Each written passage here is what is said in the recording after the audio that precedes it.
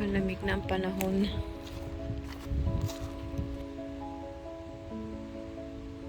Ito, minsan nilalakad ko ito pagkahatid ko sa anak ko. Lalakarin ko yan. Iikot lang ako dyan. Tapos pauwi na uli ako. It's autumn weather. Sweet. Ayan. Nakaka-relax dito. Kasi dito hindi siya maraming, hindi siya matao.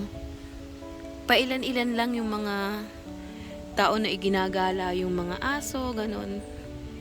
Tapos nagwo-walking sila dito. Pero hindi siya, totally na maraming tao. Kaya dito rin ako malimit maglakad. Dahil sandali lang. May mga nagtatanong na bakit naglalakad ako mag-isa'y liblib, Alam nyo guys, hindi siya delikado dito maglakad. Kasi yung mga naandito rin, yung mga nagwo-walking din lang. Tsaka safety dito. Dahil dito, yung mga pulis, lagi namang nasa kalsada.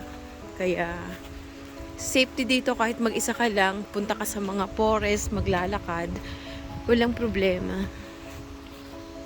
Okay lang. Ayan. Isang ikot lang naman ginagawa ko dito. Basta makapag walking lang ako. Then balik na uli ako sa kotse. Uwi ng bahay. Maglilinis. Magluluto. O diba? Ang aking everyday course. Yan, may cottage dito. Kung gusto mong mag-picnic, mag-ihaw-ihaw, or may imit ka ng mga friends, magagala kayo, or magwo-walking dito. Ayan, maliit lang itong lake na ito. Kaya akyat na uli tayo.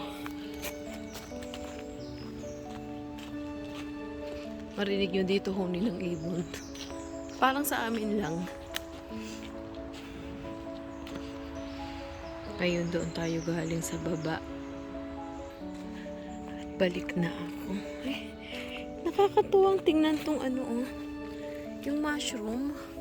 Ayan siya, nasa daanan. Diba? Yung iba na apakan na.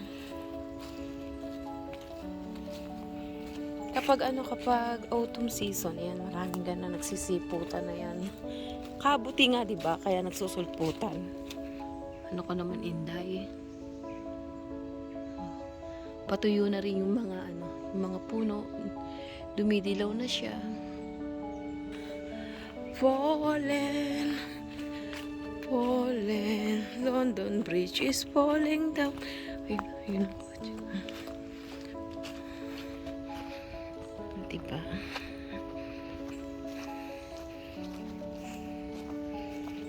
Yan.